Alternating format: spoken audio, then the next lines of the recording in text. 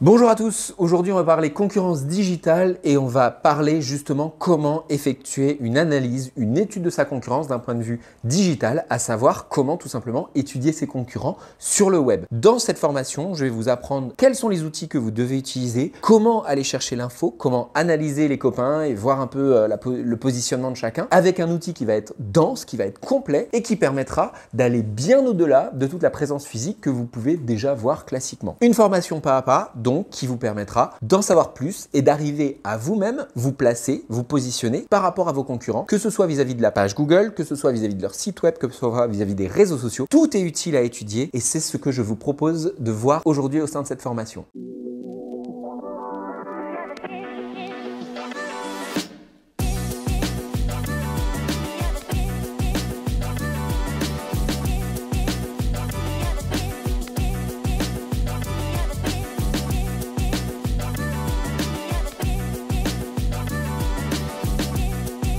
C'est une formation que j'anime de temps en temps puisqu'elle est spécifique au e-commerce et qui permet, on va dire, de descendre progressivement dans l'opérationnel d'un site de e-commerce, en commençant d'abord par un peu plus des réflexions sur de la stratégie, sur qu'est-ce qui est nécessaire et qu'est-ce qu'il faut savoir sur le e-commerce et aller progressivement vers des fiches produits, des éléments opérationnels qui doivent être sur le site ou pas. Bien qu'en ayant choisi un Shopify, il y a quand même beaucoup de choses qui vont déjà être paramétrées, déjà bien être faites. C'est ça qu'il faut savoir. En plus, vous avez un prestataire qui va vous le faire. Donc, il y a pas mal de choses qui vont vous être livrées clé en main. Après, la réalité, c'est que c'est toujours mieux de le savoir quand même. Comme ça, si jamais il y a un problème ou que vous sachiez ne serait-ce que quel type de personne gère ce genre de choses ou comment trouver l'info. Alors d'abord, un espace introductif par rapport au site de e-commerce. D'abord, savoir qu'en 2019, en France, le e-commerce représente plus de 100 milliards d'euros de ventes par an. En 2020, vous le savez forcément, la Covid-19 est arrivée, ça a forcé toutes les entreprises à se développer sur le web parce qu'il en allait de leur survie tout simplement. Donc, il y a eu énormément de choses qui se sont créées et je crois qu'on a eu quelque chose comme plus 20% dans la vente en ligne en termes de chiffre d'affaires de manière globale. Et en 2021 arrive cette question, comment se lancer en e-commerce et surtout exister aujourd'hui face aux grandes enseignes qui non seulement ont plus de moyens que nous et aussi ont déjà une réputation. Et ça devient de plus en plus difficile pour plein de raisons. D'abord parce que leur site aura été fait avant le vôtre et aussi parce qu'elles ont cette réputation-là à la fois pour les clients, mais aussi pour les moteurs de recherche. Ouais. Si vous utilisez Google comme un moteur de recherche, sachez-le, Google a dans son algorithme un élément de réputation qui dit qu'en gros, à quel niveau un site est fiable. Et quand vous débutez, eh ben, il vous met la note de 0 sur 100. C'est obligé, en fait, parce qu'il ne vous connaît pas encore. Et on acquiert des notes positives au fur et à mesure avec la longévité, avec plein d'indicateurs, si vous voulez. Google arrivera à voir le temps de présence que passent les personnes sur votre site, s'ils reviennent, des choses comme ça. Il y a plein de critères qui font commencer à vous faire une note on va dire ils appellent ça le trust rank. Trust en anglais, ça veut dire de fiabilité.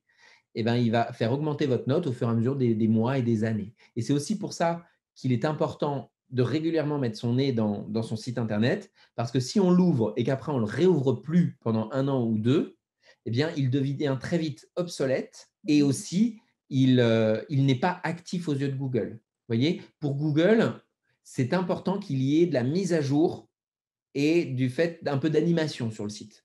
Si on ne met pas d'animation, ils considèrent que on n'est pas très à l'écoute de ses clients, on ne leur propose pas des nouveautés, on n'est pas au mieux de ce qu'on devrait leur proposer. Quand vous dites animation, c'est-à-dire mettre de nouveaux produits, des choses comme ça en fait. Alors, mettre des nouveaux produits, changer un petit peu l'interface d'arrivée aussi, peut-être changer les photos, les bannières, mettre des petits encarts. Il y a des endroits, vous allez voir, ce n'est pas si compliqué. Il y a des endroits qui vont être statiques, des fiches produits notamment, une fois qu'elles seront bien composées, une fois qu'elles seront bien faites. Si vous avez des produits récurrents, vous allez voir, il n'y aura pas besoin d'aller y toucher sans arrêt. Par contre, il y a des endroits où il faudra que vous vous disiez, c'est ce qui montre en quelque sorte que vous avez de la nouveauté à vos clients. Et que, en général, c'est un peu comme un commerce. Le commerce, vous allez changer un peu la disposition, vous allez changer le merchandising de manière régulière, et ben, c'est un peu pareil pour le site internet. Parce que sinon, le client, il va avoir l'impression que c'est toujours pareil. Ouais. Il n'aura pas vraiment de raison de revenir. Et ce que je conseille aux gens, c'est un peu de la même manière que dans le commerce, c'est de changer des éléments au moins une fois par trimestre. Alors, Ok. si vous n'y arrivez pas au début, faites-le 2 fois par an, Ouais. mais la bannière ou par exemple, je ne sais pas moi, enfin moi par exemple, mon image de marque sur Instagram, je le change à chaque saison. C'est-à-dire qu'à chaque D'accord. saison, je n'ai pas les mêmes couleurs, les mêmes choses que je mets en avant. D'accord. Vous Ok. pourriez faire quelque chose de similaire. Une Ok. bannière Noël pour novembre, décembre et début janvier, une bannière, je ne sais pas, hiver, printemps. Vous voyez ce que je Oui. veux dire? On Oui. peut essayer de montrer qu'on est un petit peu voilà, dynamique. D'accord. Ok. Je me souviens, mon tout premier site internet, nous, on faisait une bannière mensuelle. On voulait qu'à chaque mois, il y ait une nouvelle chose qui soit présentée pour que les gens aient envie de revenir. D'accord. Ok. C'est vraiment vous qui déterminez la Ok. fréquence et qui prévoyez ça. D'ici à 2040, on estime que 95% des achats dans le monde seront effectués en ligne. C'est dans Ok. 15 ans, hein, Ouais. ouais, un peu plus de 15 ans, mais c'est dans moins de 20 ans en tout cas, 2040. Donc ça va venir quand même, hein. En 2020, la France, c'est le deuxième marché européen pour le e-commerce et le cinquième au niveau mondial. On recense en 2020 plus de 190 000 sites marchands, avec 25 000 nouveaux sites en 2019, soit une hausse de plus de 15%. Les ventes du e-commerce ne correspondent encore qu'à 10% de l'ensemble des ventes au détail, contre 80% en magasin. Très important, les sites là, ici vous en avez un qui est cité en source, la FEVAD, c'est la Fédération des e-commerçants. Éventuellement, allez y faire un petit tour sur leur site internet. Leur site internet regorge de beaucoup d'informations très intéressantes parce que c'est ce qui, on va dire, à la fois en termes réglementaires et en termes d'études, c'est ce qui fournit beaucoup d'informations. Aujourd'hui, la génération X, donc entre 1966 et 1981, c'est celle qui dépense le plus en ligne. Donc on s'entend, ce sont des personnes qui ont plus de 40 ans et qui ne sont pas encore à la retraite, plus que n'importe quel autre groupe. On dénombre pour ces générations-là 19 transactions annuelles environ. Ça veut dire une et demie, enfin un peu moins Ouais. qu'une et demie, mais 1,3. Au minimum une par mois, quoi. Les plus jeunes sont évidemment beaucoup plus sur Internet, mais ils achètent moins. Les produits les plus achetés en ligne, les vêtements, les chaussures et accessoires, ordinateurs et appareils électroniques, livres, films, musique, produits de beauté et de santé. Pour 65% des consommateurs français, mais en réalité, ça marche partout en Europe, la livraison gratuite, c'est l'élément le plus déterminant dans l'acte d'achat. Alors, si je devais vous donner un conseil, intégrez le plus possible le coût de l'acheminement dans votre prix. Ouais. Parce qu'il a été reconnu que quand le coût de l'envoi s'ajoute à la fin, les Mm. gens ont tendance à ne pas procéder à l'achat. C'est vrai. Nous, ouais. C'est vrai.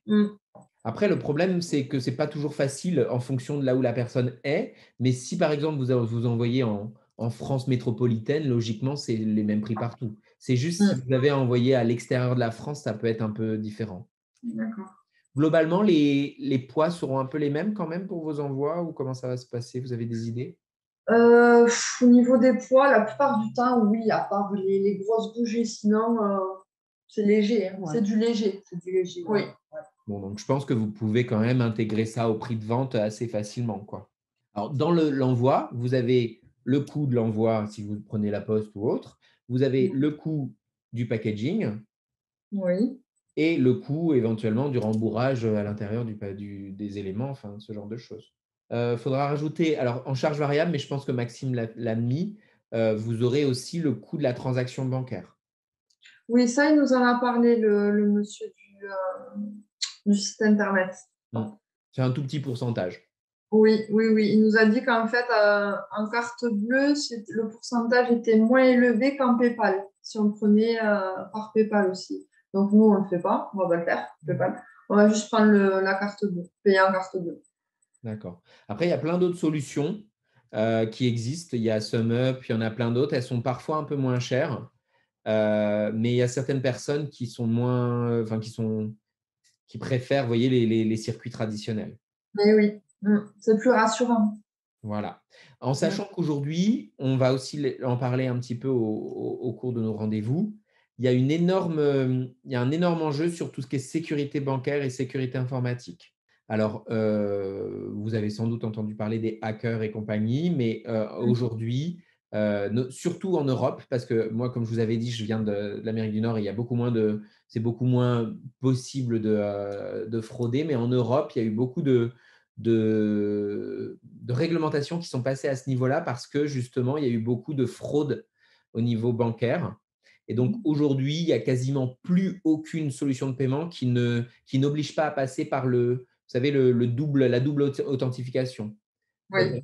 La personne passe à son achat en ligne, elle reçoit un texto qui lui dit de valider, vous savez. C'est quasi devenu systématique pour toutes les solutions bancaires. Et donc ça, c'est important de le savoir parce qu'il va falloir que vous utilisiez aussi alors c'est à vous qu'il va falloir que vous sachiez quelle solution bancaire vous voulez mettre en place. Il faut que vous vous rapprochiez de votre banque si vous faites la carte bleue. Il va y avoir forcément de temps en temps des fraudes à la carte bancaire ou des hackers sur votre site. Ça arrive à tout le monde, c'est pour ça que je vous le dis. Donc, en gros, il va falloir que vous assuriez avec votre conseiller financier de la banque Oui. sur quel type enfin, comment est-ce que c'est géré quand ça arrive? Comment est-ce que vous voulez fonctionner avec eux? Est-ce qu'ils Ok. ont une plateforme que vous devez appeler? Est-ce qu'il y a des formulaires à remplir? Comment ça s'orchestre? Ouais, et je vous dirais, c'est entre 5 et 10 quand même des ventes, hein. L'avantage de Shopify et de pas mal de solutions, c'est qu'aujourd'hui, quand des fois le site se rend compte d'elle-même qu'il y a un problème. Donc, vous allez avoir des pop-up qui vont arriver en disant attention, peut-être transaction frauduleuse ou vérifier ces éléments-là. Ça arrive. Je ne l'ai pas dit, mais sur la vente en ligne, c'est la même réglementation que n'importe quelle vente à distance. Donc, vous savez, il y a un délai de rétractation Oui. et vous avez aussi les politiques de retour qui doivent être les mêmes que celles qui sont proposées aux clients de manière classique. D'accord. Ok. Une fois, j'ai un jeune qui m'a dit ah, mais moi, il n'y aura pas de politique de retour, j'en veux pas. Et je dis ben, ce n'est pas que vous le vouliez ou non, c'est une obligation légale. Ouais. Ouais. Après, c'est jamais agréable d'avoir un produit qui nous est retourné, mais vous êtes obligé de placer ça dans vos conditions générales de vente parce que si la personne veut pouvoir le retourner, alors je ne sais plus si c'est 7 jours ou si c'est 15 jours, mais il a le droit officiellement de le faire. D'accord. Ok. Et ça doit être dit du coup sur le site, hein. Ça doit être précisé dans les conditions générales de vente. Alors c'est pour ça que je vous disais de regarder dans la FEVAD, parce que la Oui. FEVAD doit mettre en ligne un peu des conditions générales de vente classiques, si vous voulez. Après, normalement, c'est pas lui enfin, celui qui crée le site qui le met, ça? Pas forcément, parce que peut-être qu'il n'est pas au courant des aspects réglementaires. D'accord. Alors, globalement, de toute façon, entre les obligations légales et ce que les gens font, il y a toujours un gap, hein. Après, le problème qui pourrait arriver, c'est en cas de litige aussi. Si vous n'avez pas de conditions générales de vente et que les gens se mettent à vous poursuivre et que, bon, Oui. Oui, il faut mieux se protéger. c'est ça. Poids et importance des avis. Sachez-le, 91% des consommateurs de la génération 2000 font autant confiance aux reviews online, donc aux avis qu'on peut trouver en ligne, qu'à l'avis des membres de leur famille ou ceux de leurs amis. Ce qui veut dire qu'il est indispensable d'avoir des avis. Ça prend longtemps, mais c'est nécessaire. Quelques données de consommation maintenant. 57% des consommateurs portent également leur attention sur la sécurité des transactions, tandis que 47% mettent plutôt en avant la sécurité de leurs données personnelles. Ça aussi, c'est très important. Il faudra que vous sachiez que vous devez avoir un système qui garantira à vos clients que vous n'allez pas utiliser leurs données personnelles à d'autres fins que celles que leur envoyaient leurs biens. Et que passé 2 ans, si la personne, elle n'a pas passé d'achat en ligne, normalement, politique de droit à l'oubli, vous devez supprimer ces données de vos fichiers Ok. personnels, hein. Ça ne veut pas dire que vous devez le supprimer de Shopify là où vous aurez Oui. les états, mais si jamais vous tenez un fichier client par ailleurs, normalement, on n'a pas le droit de garder les données personnelles plus de 2 ans. 89% aujourd'hui des acheteurs ont arrêté d'acheter en ligne à cause d'un mauvais service client. D'ici 2021, on prévoit que les marques pionnières qui refont le design de leur site web pour les adapter à la recherche visuelle et vocale augmenteront leur chiffre d'affaires de 30%. Ça veut dire quoi? Ça veut dire que de plus en plus, on va avoir des nouvelles technologies qui vont arriver et que toutes les marques qui réussiront à s'adapter à ces nouvelles technologies auront une avance considérable. Que ce soit la recherche vocale, parce que de plus en plus, on fait des recherches comme ça, hein, mais également, bientôt, il va y avoir la technologie qui permettra directement de faire des recherches visuelles sur Google et d'aller chercher dans les sites la recherche qu'on veut. Là, pour vous donner un ordre d'idée, tout à l'heure, vous connaissez les pokés ou pas? Ça vous parle? Vous savez, les plats, vous avez un peu de riz en bas et au-dessus, vous avez du poisson cru. Ça s'appelle un poké. Ce midi, je cherchais un endroit qui vendait des pokés. Et Google, non seulement m'a mis en relation avec les restaurants qui avaient le terme poké dedans, mais il est allé à l'intérieur de tous les sites Internet en disant, dans leur carte, ils proposent de temps à autre des pokés. Ce qui veut dire que Google va beaucoup plus loin que juste le nom de l'entreprise. Donc, sachez-le, si vos produits sont bien catégorisés, si les noms sont bien précisés, et c'est pour ça qu'il faut être très, très… vous allez voir, ça peut être un peu pénible de remplir des fiches produits, mais c'est important d'en mettre des infos parce que ça permet de répondre aux bonnes requêtes. J'ai des gens, ils me font les fiches produits au début, je leur dis, il n'y a pas grand-chose dedans. Ils me disent, qu'est-ce que vous voulez que je mette de plus? Le maximum d'infos que vous savez, qui peuvent aider à vendre le produit et qui peuvent aider à répondre à une requête aussi sur Google. Alors, en fait, on est d'accord que d'un point de vue expérience client, ça peut être un peu pénible d'avoir des pages qui sont trop longues, mais pour Google, c'est ce qui vous permet à mieux être référencé, en fait. Google ne référence pas les pages qui sont vides. Donc, plus vous avez des données, des infos… D'accord, ok. Donc, plus on met d'informations, plus on ressortira. plus vous aurez de chances de ressortir. S'il y a des recherches, toujours pareil. Oui, S'il n'y a pas de recherche, on ne sort pas. Mais moi, honnêtement, la page qui marche le plus sur mon site internet, c'est celle où j'ai mis le plus d'infos. Il y a 2000 mots. Et donc voilà, dans les 2000 mots, il y a de quoi faire. Vous voyez, il y a du jus, comme on dit en anglais. Donc, avec tous les articles qu'on a, quand même, on pourra pas mal… Il y en aura des mots. Ils sont où les articles à l'heure actuelle? Là, ils sont… si on les a commandés, non, on ne les a pas commandés. D'accord. Mais est-ce qu'ils vont venir avec une description? Parce que c'est très important, il va falloir que vous fassiez gaffe. Si les produits qui viennent, Oui. ils vous donnent une notice avec des infos, d'accord? Oui. Il faudra faire gaffe à ne pas faire des copier-coller systématiquement. D'accord. Parce Ok. que si vous faites un copier-coller et que eux, le fournisseur en question, a déjà mis cette info-là sur leur site, si vous faites la même chose, Google considérera que c'est pas du spam, mais que vous avez fait un copier-coller et donc vous ne serez jamais prioritaire. Voire même, vous pourriez être suspect aux yeux de Google. Il faut faire attention à regarder effectivement qu'est-ce que va vous fournir chaque fournisseur en termes d'informations et comment mieux le traduire et peut-être changer parfois les expressions ou les choses spécifiquement. 56% des moins de 35 ans utilisent leur mobile pour réaliser des achats, contre 39% des consommateurs en général. Fait notable, 76% des acheteurs mobiles effectuent pourtant leurs achats depuis leur domicile. Ça, c'est rigolo. Et donc, ça veut dire quoi? Ça veut dire qu'il faut que vous ayez un site qui soit fiable et beau aussi aux versions mobiles. Oui. Bon, avec Shopify, je pense que ça devrait aller. Mais pour les WordPress, en l'occurrence, moi, je suis sur WordPress. On est très embêté par Google en ce moment parce que Google identifie que les sites ne sont pas toujours adaptés mobiles ou pas comme Google voudrait. Donc, je pense que ça devrait aller parce que vu l'entreprise que c'est. Autre donnée de consommation. La recherche organique, c'est la principale source de trafic des sites e-commerçants. La recherche organique, c'est quoi? C'est sur Google, quelqu'un qui va taper un mot-clé, qui veut acheter quelque chose directement. Google, Bing, sur des moteurs de recherche, quoi. Derrière ça, c'est le trafic référent. Le trafic référent, ça veut dire que le lien de votre site est mis sur le site d'un partenaire ou d'un autre site. D'accord? Ça arrive de temps en temps. Et enfin, 6% le trafic payant. Et ça, c'est pour quand on achète de la visibilité sur Google. D'où l'importance d'avoir un site qui va être bien référencé d'un point de vue de la recherche organique. Autre info, 78% des acheteurs en ligne veulent plus d'images sur les sites e-commerce. Ils considèrent que ce n'est pas assez. Et 30% des acheteurs veulent plus de vidéos. L'année dernière… Tu peux proposer, admettons, un bracelet, une empile au port, tout, la façon dont tu tires ton poignet et tout, je sais pas, peut-être voir. Tiens, je vais prendre… comment il s'appelle Tu veux en ami des fringues. Oui. On fait souvent des vidéos.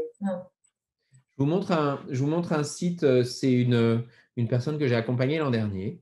Elle a fait son site sur Shopify, justement. Comme ça va vous montrer déjà un exemple de site.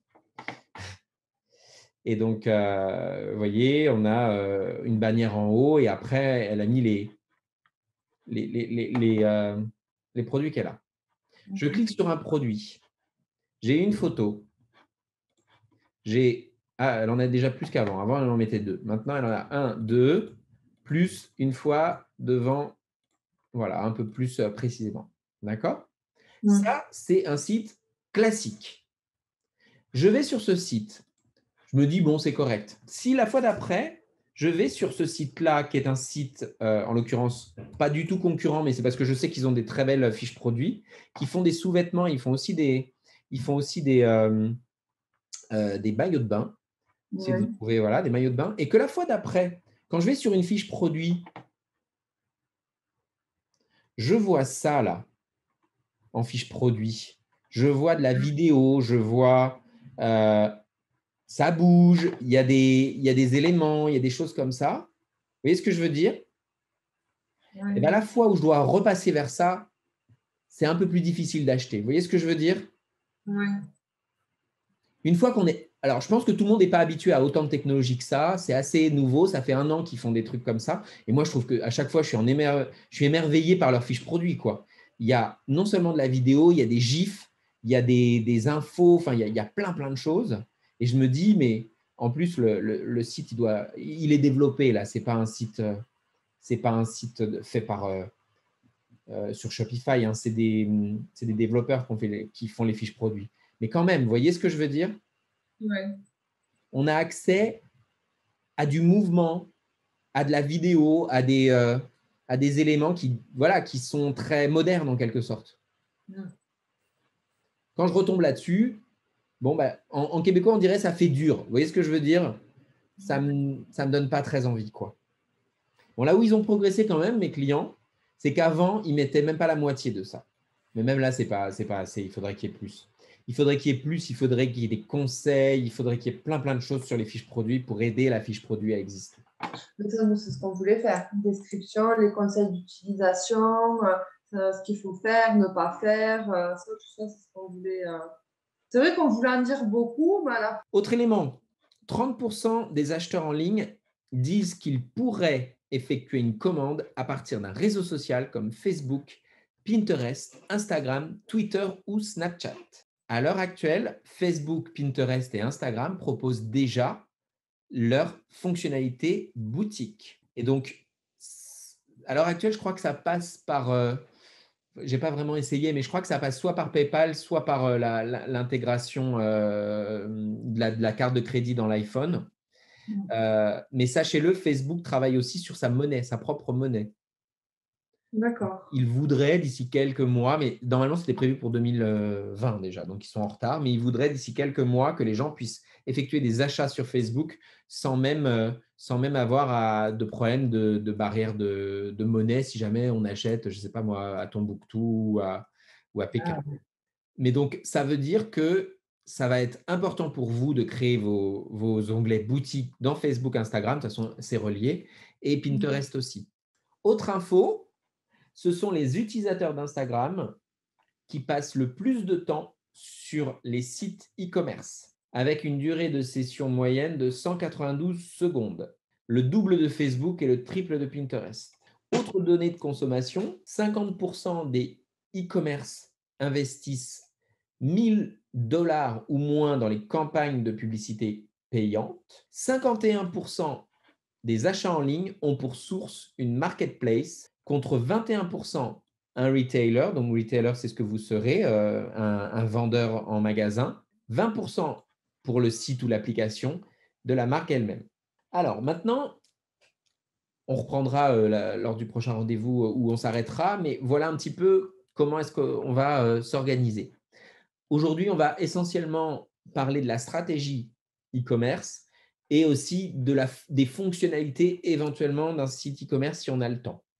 Nous ne viendrons pas avant le rendez-vous suivant, voire le rendez-vous d'après sur les fiches produits. Parce que dans un premier temps, il faut qu'on voit déjà qu'est-ce qui est concerné par un site de e-commerce à l'intérieur d'une stratégie. Et on va dire que les réseaux sociaux et toute la communication, ça vient plutôt là. Vous voyez, c'est un peu à la fin, une fois que la base elle est placée, le socle il est là, on voit éventuellement comment diffuser.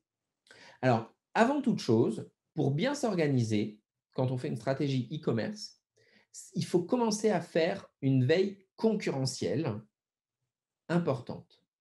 Une veille concurrentielle, ça veut dire quoi? Ça veut dire dans votre champ d'exercice ou dans vos types de produits que vous voulez vendre, qui sont les personnes contre qui vous allez jouer en quelque sorte. À la fois des personnes qui sont de même type de structure, donc des personnes, des petits en quelque sorte, mais aussi quelques gros. Culturel, des choses comme ça. Peut-être. Oui.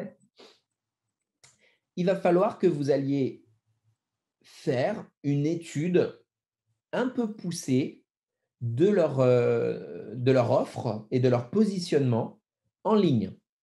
L'idée, ce n'est pas forcément d'aller en magasin regarder comment est-ce qu'ils s'organisent, parce que nous, ce qui nous intéresse, c'est le e-commerce, c'est de regarder comment est-ce qu'ils ont fait leur site Internet et quel poids ils ont vraiment aujourd'hui sur le web. Et comment on le voit, ça? Ah ben, on va le voir ensemble. D'accord. Le premier niveau, ça sera d'analyser Google et les réseaux sociaux. Le deuxième niveau, ça sera l'analyse technique. Ce qu'on va faire, c'est que on va d'abord faire Google et les réseaux sociaux un petit peu aujourd'hui. Et ensuite, on fera embryonnaire l'analyse technique. Je vous donnerai un lien vers une vidéo que j'ai faite pour que vous puissiez bien comprendre au mieux et éventuellement essayer de le faire par vous-même. Si vous n'y arrivez pas, lors du rendez-vous suivant, on regardera ensemble. D'accord. Alors d'abord, Google et les réseaux sociaux. Alors, c'est bête à dire, mais au départ, comment est-ce qu'on fait la veille concurrence? Eh bien, on va sur un moteur de recherche et on regarde qu'est-ce qui sort quand je tape sur Google. Pas en disant le nom des concurrents, mais en donnant des noms de mots-clés, comme si j'étais un client et que je cherchais un produit. D'accord. Donc là, donnez-moi un produit populaire que vous pensez qui va sortir. Le bracelet quartz rose. Bracelet? Quartz? Non. Bracelet quartz. Comment ça? QU. Voilà. Ah pardon, je n'avais pas compris. Et pour éviter d'avoir trop de gros sites au départ, je vais écrire Toulouse. Comme ça, peut-être que je vais un peu cibler. Alors, quelque chose que vous avez vu déjà là-haut, vous connaissez ça là-haut? Oui. Ça, c'est Google Shopping. D'accord. C'est également quelque chose sur lequel il faudra peut-être vous enregistrer au bout de quelques semaines. D'accord. C'est une fonctionnalité qui n'est pas innée à partir du moment où vous allez créer votre site. Quand vous créez votre site, vous n'arriverez pas là-haut dans les Google Shopping. Oui. Il faudra l'activer par la suite.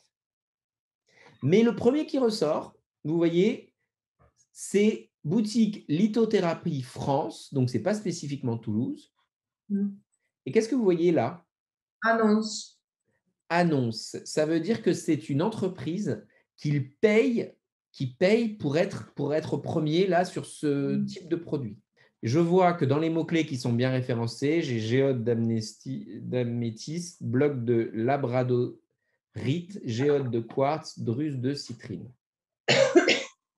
Vous les connaissez ou pas? Non. Numéro. Non. On va regarder en dessous. Donc, en dessous, j'ai la carte, ça c'est normal. J'ai là où je peux l'acheter à Toulouse. Alors, je vais l'acheter. Et voyez ce qui est intéressant dans la carte, c'est qu'il y a bien précisé que oui, il y a Alibaba dans Toulouse, 12 rue du Baour-Lorient, et il y a bien précisé, leur site mentionne quartz rose et bracelet. En dessous, Soul Brother, même chose, leur site mentionne bracelet et quartz rose. Donc j'imagine que si on va sur leur site internet, ils le proposent aussi en vente. Deuxième boutique, Pierre et Bien-être. Ça vous parle? Non. Il arrive 2 fois. Bijoux les pierres du monde, bijoux minéraux, bijoux cailloux. On a été voir celui-là. Comment? J'avais été voir celui-là. D'accord. Et Cultura arrive ici. Donc Cultura pour vous, c'est un gros. C'est un gros. Ils sont agrandis, quoi. Ah, ils font, le problème, c'est que tous ces sites comme la Fnac et compagnie, depuis qu'ils ne peuvent plus trop faire de culture, ils vont piocher partout dans plein d'autres. C'est terrible, hein. C'est vraiment. Ça me. Enfin, je ne comprends pas. Encore il y a 15 jours, je m'énervais parce que je me dis, c'est comme un coiffeur, je ne sais pas, qui vend des. Enfin, qu'est-ce qu'il pourrait vendre le coiffeur? Je ne sais pas, du pain, quoi. C'est n'importe quoi. On a été voir une parfumerie, ben c'est à Leclerc. On a été voir juste comme ça. En principe, à la base, c'est une parfumerie. Eh bien, elle nous vend des bracelets, elle nous vend des pierres, elle nous vend des élixirs qu'on va prendre, qu'on doit vendre aussi, alors que ça n'a rien à faire là-dedans. Rien à faire. C'est ça, on ne comprend pas. On ne comprend pas, ouais. Voilà, une on a découvert diversification. ça la semaine dernière. Donc là, vous m'avez dit lequel que vous étiez allé voir? Caillou. Bijoux caillou. Oui. On va prendre celui-là, on va prendre Cultura. Je vais aller regarder en deuxième page aussi. Attendez, il y en a là-haut. Je n'ai pas le terme Toulouse qui est ressorti. Hein. Ici, oui. Tout près de Toulouse, à Albi. Bijoux les pierres du monde, ils ont une boutique à Toulouse. Là, il n'y en a pas. Là non plus. Là aussi. On va regarder la deuxième page aussi. Tiens, il y a Etsy aussi qui paye de temps en temps. Nil d'or, Gemio, Cristal Essence, Amazon, Dans les yeux de Gaïa, toulouseboutique.com, Le Petit Tout, bon, ouais. Mon Bijou, de nouveau la boîte à cailloux. France Minéraux, oui. Je connais. Enfin, Ah ouais, mais c'est une annonce encore. Ouais. Et puis c'est France. Donc je pense que, bon, on va quand même l'ouvrir, mais donnez-moi le nom d'un de vos concurrents cette fois-ci. Univers Bonheur. Le concurrent, bon, si on va prendre le concurrent qu'on a à côté de chez nous. Bon, le concurrent, c'est les couleurs de Laura. Univers Bonheur, je le prends aussi. Oui. Et qu'est-ce que vous m'avez dit? Les couleurs de Laura. Laura. Oui. Avec un apostrophe? Non, comme ça. Voilà. Ah oui, c'est l'apostrophe. Ah oui. Alors, donc j'en ai ouvert 5. Donc, ce qu'il va falloir faire, c'est aller faire une étude un petit peu de regardez, leur boutique de manière globale. Comment vous appréciez leur boutique? Quels sont les choix de couleurs? Pourquoi est-ce qu'ils ont activé une fonctionnalité plutôt qu'une autre? Ainsi que leur fiche produit. Vous voyez, sur cette fiche produit-là, j'ai que 2 photos. Ce n'est pas non plus exceptionnel. En texte, j'en ai un petit peu. Et ils ont mis... Ah ouais, ils ont mis un lien vers une fiche entretien. OK. Mais sinon, elle n'est pas bien du tout, celle-là. Je vous explique pourquoi la fiche produit n'est pas bonne. Mais en même temps, elle est rupture de stock. Donc, il faudrait qu'on aille plutôt sur un élément qui n'est pas en rupture de stock. Je vais aller par exemple là, prendre celui-là. Ouais, il est un peu mieux. En fait, ce qui me manquait dans l'autre, c'est qu'on n'avait pas l'onglet ajouter au panier. Et c'est normal, c'était en rupture de stock. L'idée derrière faire un benchmark, évidemment, vous n'allez pas pouvoir analyser tous les sites qui vendent de ça, mais il faut que vous ayez quand même connaissance de quelques-uns qui le font et aussi quelques-uns qui ont beaucoup plus les moyens que vous pour savoir qu'est-ce qu'ils proposent de plus que vous n'allez peut-être pas pouvoir faire, voyez. Et donc, on verra sur Cultura ou autre, les gros. Là, en l'occurrence, très honnêtement, celle-là, c'est une boutique à même échelle que la vôtre. Hein. À mon avis, c'est une petite boutique et il y a de grandes chances que ce soit Shopify ou WordPress, mais je pense que… on va aller dans les mentions légales. Ah non, quand même, c'est une grosse SARL. Bah tiens, je vais vous montrer la démarche.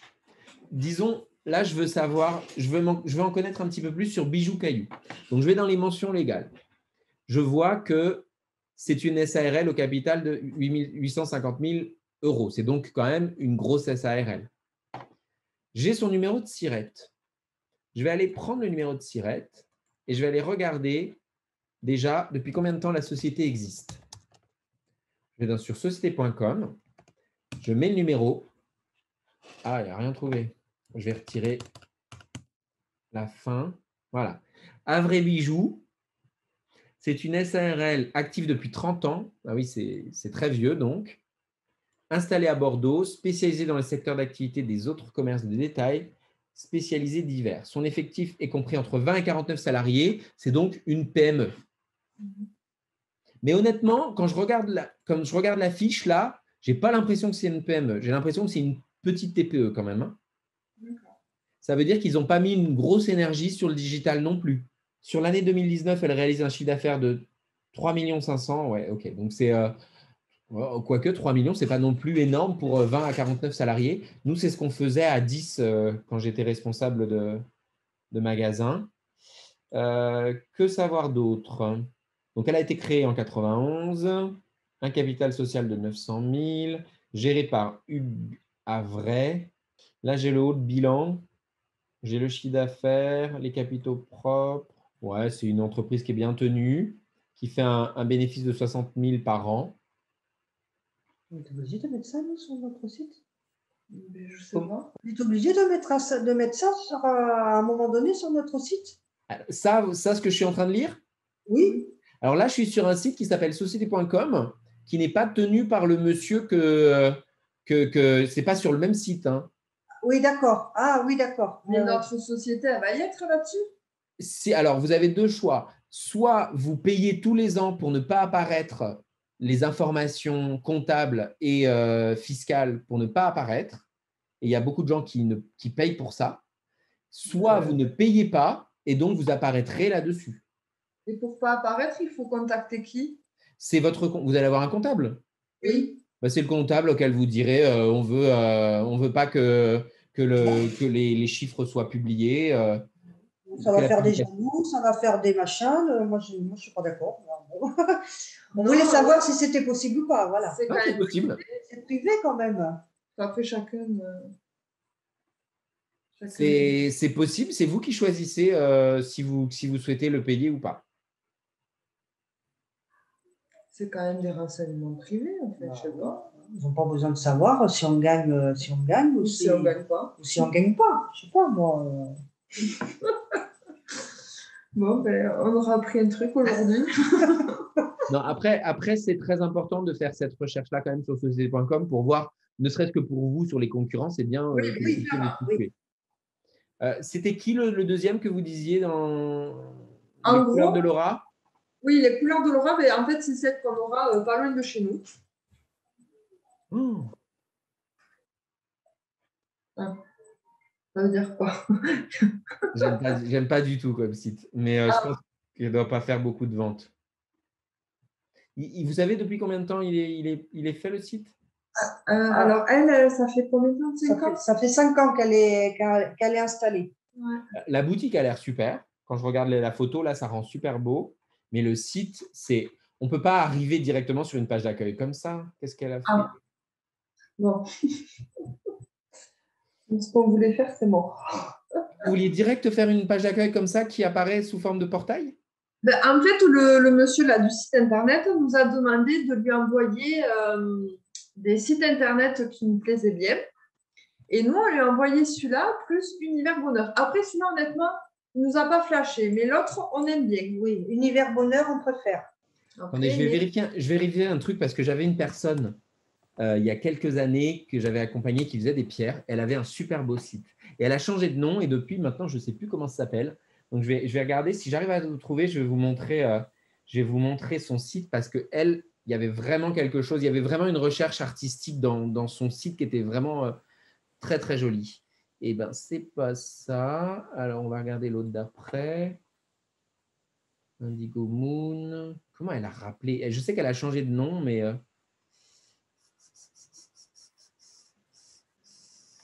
Essayons de voir le Insta.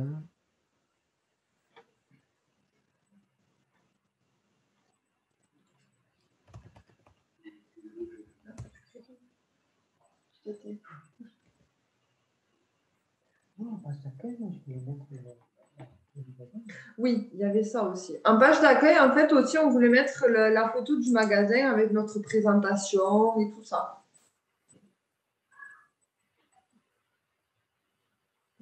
Je ne le mettrai pas forcément tout de suite en haut, peut-être un peu plus bas éventuellement comme elle a fait elle, mais pas la première. Pour moi, la première image, ce qui doit arriver en haut, c'est pas d'abord l'aspect boutique. Ça doit être mis un peu en dessous, l'aspect boutique. Parce que, en fait, la première chose qu'on voit sur un site internet, c'est ce qui doit créer l'effet wow. Oui. Ce qu'on appelle l'effet wow, c'est ce qui doit donner envie aux gens de se dire waouh, le site a l'air joli. Et pour moi, une boutique, c'est pas ce qui est le plus attirant au départ dans un site internet. Elle a pour elle l'avantage de Laura, ou les couleurs de Laura, c'est qu'elle a pour elle que je trouve que les couleurs sont très bien choisies. C'est-à-dire qu'il y a des belles propositions de complémentarité de couleurs. C'est moins moche que si c'était criard ou des choses comme ça. Mais le problème, c'est que moi, je ne veux pas qu'il y ait les catégories comme ça et les éléments là-haut qui donnent l'impression que c'est juste une boutique, en fait.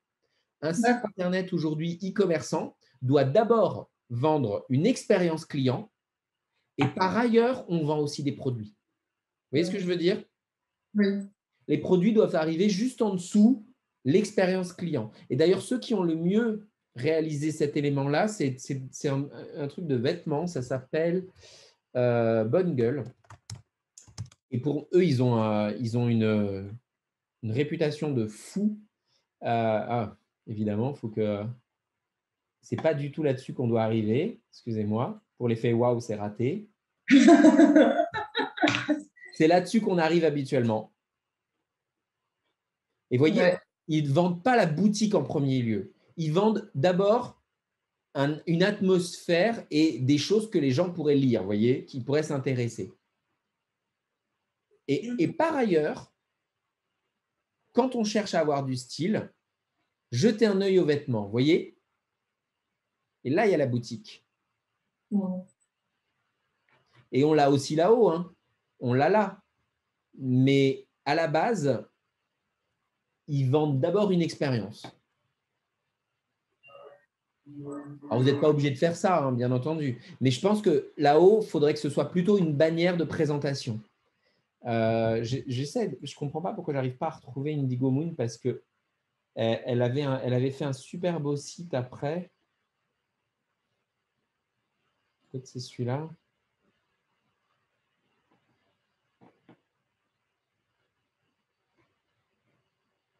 Non, ce n'est pas ça non plus. Elle a peut-être fermé depuis.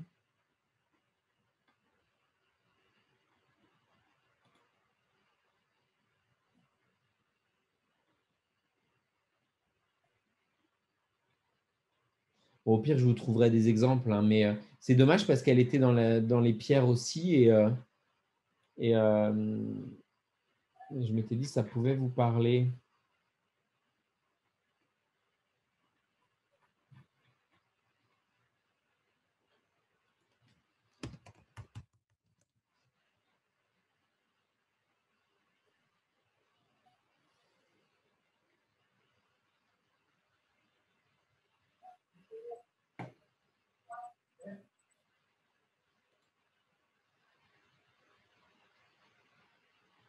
Ouais, c'était ça.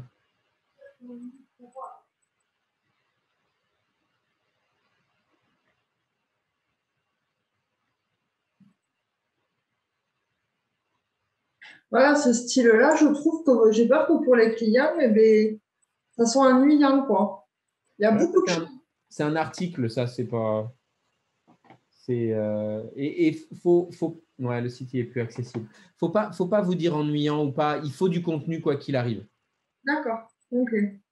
Si le client il veut pas lire, il passera. Vous voyez ce que je veux dire? Il scrollera, il ira ailleurs. Oui. L'autre, c'était celui-là que vous préfériez? Oui.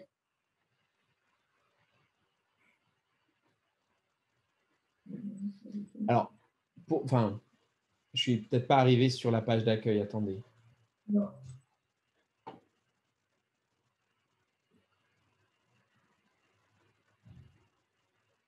Bon, déjà, bon, ce qui est mieux, c'est qu'elle ne parle pas d'un produit direct en haut.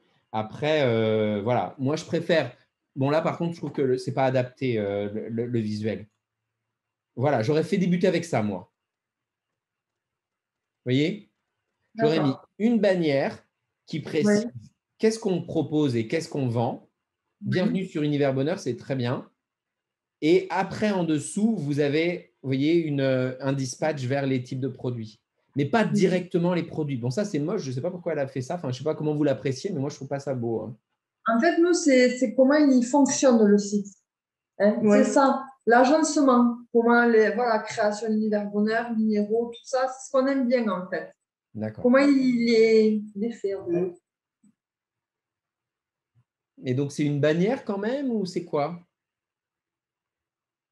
C'est-à-dire de quoi? Non, en haut, là, ce que, voilà, Et parce que ça, c'est une bannière. On appelle ça une bannière. Ça veut dire un visuel qui fait tout l'écran, si vous voulez. non, ça, j'avoue, c'est pas bon. Non, ça, non là, j'aurais plus mis peut-être à la rigueur la photo de la boutique ou quelque chose comme ça.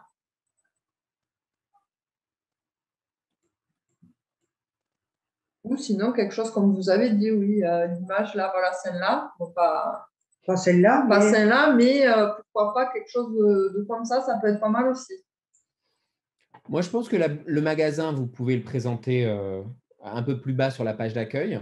Mais Oui, là-haut, il faut que vous ayez une bannière qui fasse l'effet waouh. Du genre, où est-ce qu'on est arrivé, vous voyez?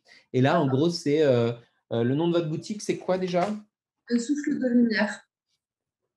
Un souffle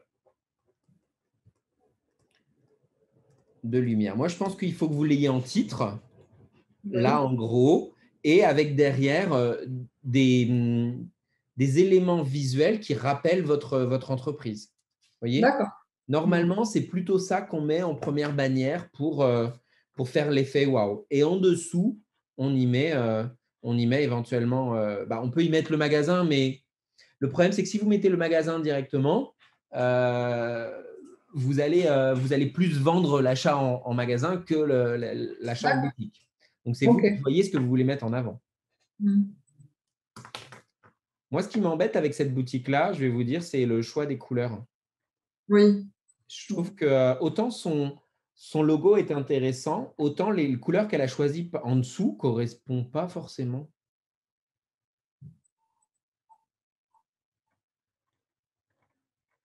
Puis, bon, après, ça, c'est à titre personnel, c'est un thème qui n'est pas très joli, en fait.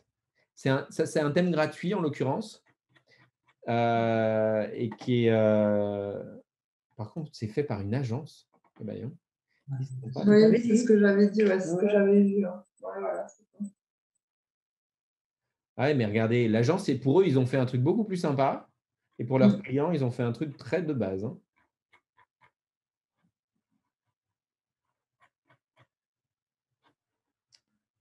Bon. Ah bah voilà, un truc sympa. Enfin, là-haut, c'est sympa, sauf que la bannière est bizarre. Pourquoi il y a deux il y a deux trucs là? Ah, mais je suis pas sur je suis sur la boutique là.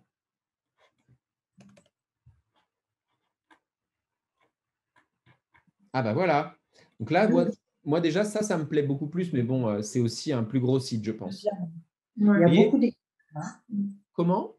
Je vais beaucoup chercher des infos sur France Minéraux. Je trouve qu'il y a beaucoup de lectures. Ben voilà. Mais donc au final, s'il y a beaucoup de lectures, ça veut dire qu'ils ont peut-être aussi une recherche organique qui fonctionne bien. Alors, moi j'aime bien là-haut le fait qu'il y ait une belle photo qui soit intégrée en bannière. Et vous voyez, il ne parle pas de la boutique au départ. Il parle d'abord de qu'est-ce qu'ils sont et qu'est-ce qu'ils font en fait.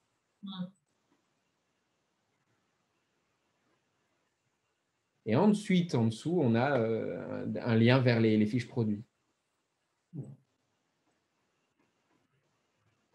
ne suis pas sûr sur les images de fond. C'est vraiment personnel. Je n'aime pas les papiers peints trop comme ça, moi. Après, il faut regarder la version mobile. Hein. On est juste sur la version desktop, là. Comment? Celui-là, j'ai du mal. Moi, j'aimais bien. Oui. C'était facile d'accès, c'était facile. Il y avait beaucoup d'infos. J'ai beaucoup pioché d'infos. Puis sur le oui, il donne directement. Et ça donne directement. Cultura.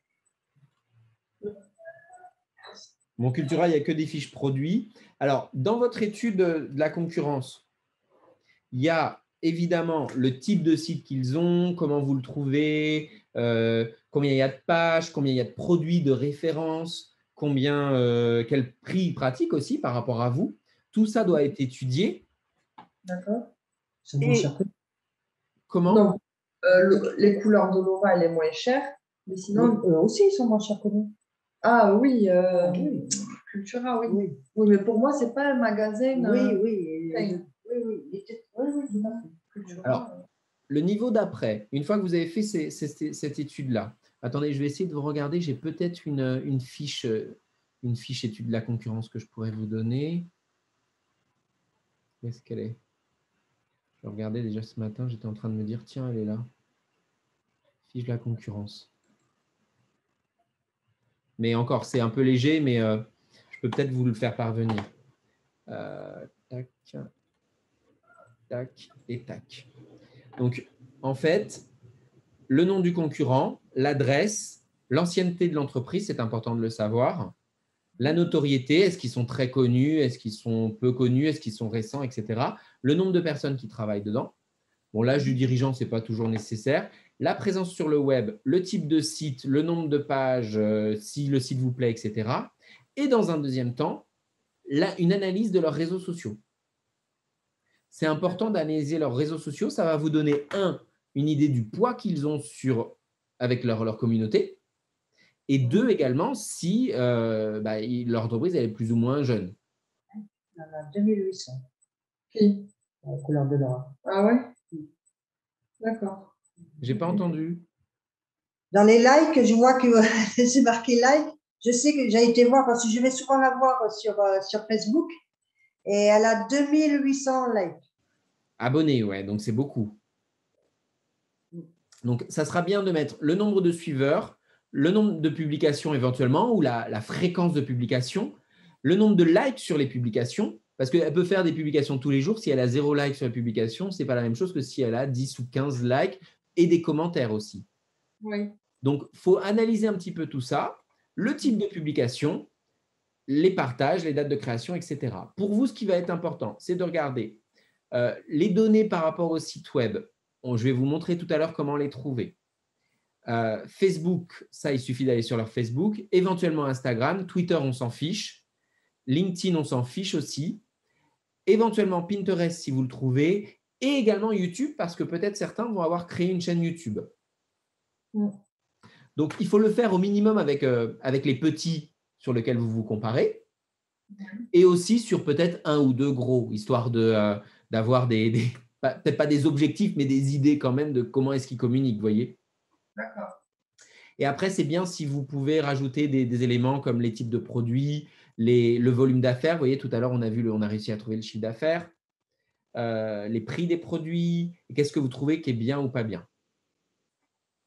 Je vais vous envoyer ce document-là.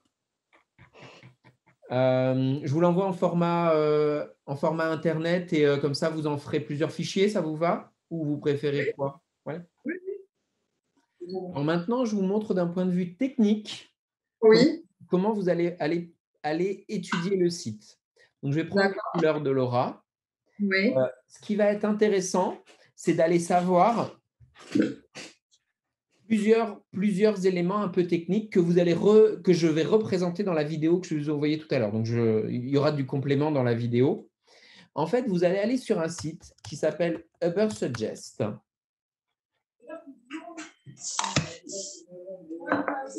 Ça s'appelle Outils gratuits de mots-clés. Attention, c'est un freemium. Un freemium, c'est quoi? C'est un outil Internet qui est très, très, très partiellement gratuit. C'est-à-dire qu'en gros, on peut l'utiliser pour faire 1 ou 2 recherches par jour et après, ça bloque si on ne paye pas. D'accord. Donc, vous prenez ça, je l'ai déjà utilisé ce matin, j'espère qu'il va quand même marcher. Vous prenez le lien, l'URL de votre concurrent, vous faites un copier-coller et vous allez le placer ici dans la barre de recherche. D'accord. Je le mets et je fais Submit. Submit en anglais, ça veut dire souscrire. D'accord. Ça va mouliner un petit peu.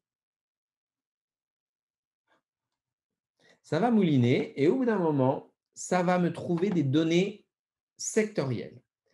Tout d'abord, ça va me donner ici ce qu'on appelle le domaine d'autorité.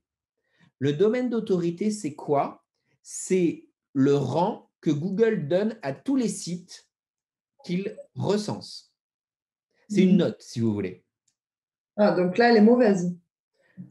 Alors, je vais vous poser la question, selon vous, de combien à combien Google donne cette note? Je sais pas. Franchement, honnêtement, je sais pas. C'est de 0 à 100. D'accord. Ah ouais.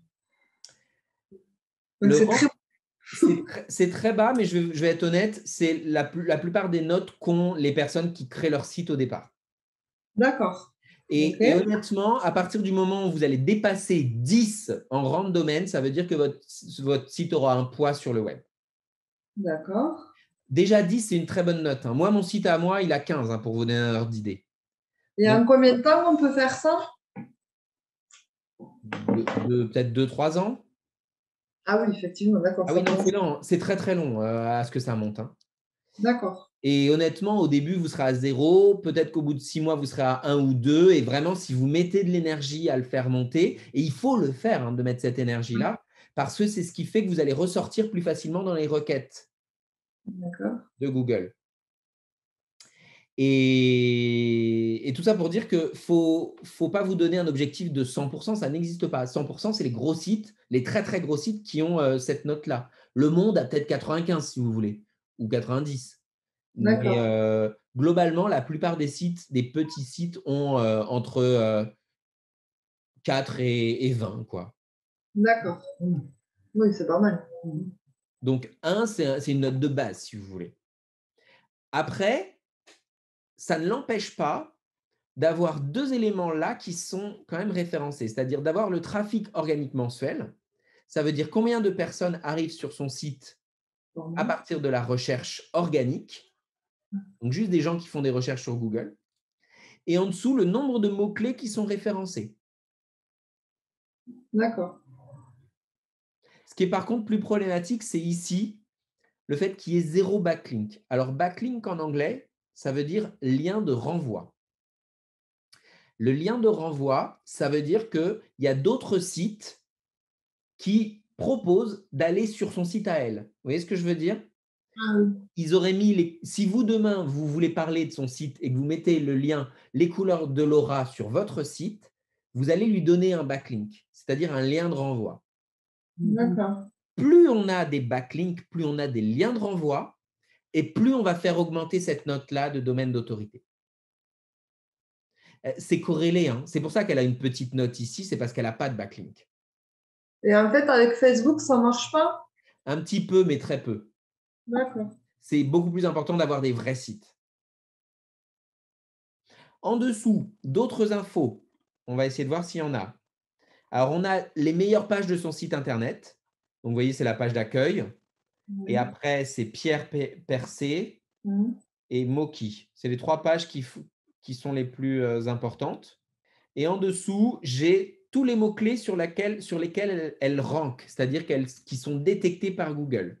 Donc, par exemple, sur lampe de sel, il y a 6600 recherches qui sont faites par mois.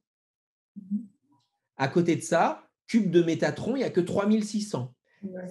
C'est important d'essayer d'analyser ces volumes-là parce que vous, ça vous donne aussi des idées sur quelles sont les recherches qui sont effectuées. Voilà, quand même mis pas mal de mots-clés qui sont en lien avec son activité, c'est bien. Et ils sont bien détectés par Google. Et à côté de ça, vous avez la position. La position, ça veut dire quoi? Ça veut dire quand les gens cliquent ce terme-là, à quelle page elle ressort. Enfin, pas à quelle page, pardon, mais en quelle position. C'est-à-dire là, sur Pierre Percé, elle est 9e. Par contre, sur boutique lithothérapie, elle est 30e. Mais il y a quand même 29 autres personnes qui arrivent devant. Moi, ce que je conseille de faire, puisque c'est un freemium, c'est de faire des copier-coller de ça. Vous savez, vous faites des imprimés écran et de les garder parce que ça bouge tout le temps. Hein. Si demain, elle prend les services d'un référenceur naturel ou qu'elle vient me voir moi et que je lui donne des conseils, elle va forcément faire progresser son site. Ça va changer. Et là, on a le nombre de visites aussi, estimé à partir de ce mot-clé-là. Vous voyez, sur Pierre Percé, elle a eu 96 visites quand même le mois en cours. Sur boutique lithothérapie, elle en a quand même eu 4. C'est pas rien, c'est pas exceptionnel, mais c'est pas rien. Et tout au fond, vous avez ce qu'on appelle la difficulté SEO, c'est-à-dire la difficulté qui va être donnée à votre boutique ou votre entreprise pour bien figurer sur ces mots-là. Vous voyez, par exemple, sur Laura L''AURA, il considère que ça serait très difficile, c'est une note sur 100 ça, de ranker. Sur Druse aussi, c'est très compliqué. Et par exemple, si vous me dites, nous, on veut vraiment ranker sur Calcite Bleu, bon, il y a 2400 recherches par mois, c'est pas mal. 34 en difficulté, ça va. Je vais ici et j'essaie de regarder. Et vous voyez, j'ai tous les autres sites qui référencent de la calcite bleue. Et puis, vous pouvez exporter aussi en format CSV au besoin. Moi, quand j'ai des personnes qui viennent me voir et qui me disent on aimerait vous mandater une mission de référencement naturel, j'utilise beaucoup cet outil-là. Là, vous voyez là-haut, il y a écrit 152 Français, 10 Canadiens, sans doute le Burkina Faso et la Suisse. Vous voyez, ça, ce sont les lieux des personnes qui sont arrivées sur son site. Ça, c'est sur les mots-clés. Si elle avait des backlinks, on pourrait aller voir les sites qui la référencent ici. Il suffirait de cliquer sur le bloc. Mais comme il n'y en a pas, ça ne sert à rien de cliquer. On va faire le même exercice avec l'autre, celle que vous me disiez que vous aimiez bien, Univers Bonheur. Ah, alors vous voyez, le domaine d'autorité est déjà plus haut. Oui. Entre 1 et 5, il y a quand même un gap. Hein. C'est, à mon avis, de toute façon, vous le voyez, il y a beaucoup plus de mots-clés organiques et un peu plus de trafic organique mensuel aussi. Et vous voyez, il y a 9 backlinks. Ouais. C'est bien d'avoir un nom de domaine à 5 quand on n'a que 9 backlinks, parce que moi, j'ai beaucoup plus de backlinks et j'ai plus aussi, mais je trouve ça pas si mal en termes de référencement naturel. Donc, on a le même tableau. Et vous voyez, elle rank sur des mots-clés moins produits. Vous voyez, on est plus sur générique. Et puis, elle est première sur Univers Bonheur Muret. Bon, ça, c'est normal. Boutique ésotérique Muret, elle est première. Magasin ésotérique Muret aussi. C'est lequel qui a le plus de recherches? C'est celui-là quand il y a Muret. Donc là, si je fais ça, normalement, je peux voir les autres mots-clés qui sortent. Bon, il y a où trouver une boutique ésotérique à Muret, c'est tout. Ouais. Donc, vous voyez l'idée derrière cet exercice, ça va être d'essayer d'analyser vos concurrents et les mots-clés sur lesquels vos concurrents se sont placés. Voilà, bon j'espère que vous avez appris beaucoup de choses. En tout cas, c'est indispensable de faire ce type d'études régulièrement pour se positionner vis-à-vis de la concurrence. SEO, site web, réseaux sociaux, fiche Google, tout doit y passer et de manière régulière. Si vous avez besoin, n'hésitez pas à faire appel à nous. On est une petite agence, mais on fait des audits régulièrement pour les clients et après, on met en place des stratégies digitales avec elles. Je vous rappelle, je suis Cyril Thiard, je suis formateur et coach depuis une vingtaine d'années en marketing digital et donc également le fondateur de l'agence Cyril Digital. Et comme d'habitude, je vous invite à vous abonner, à nous suivre pour de nouvelles aventures et je vous dis comme d'habitude, à très vite. Salut, bye!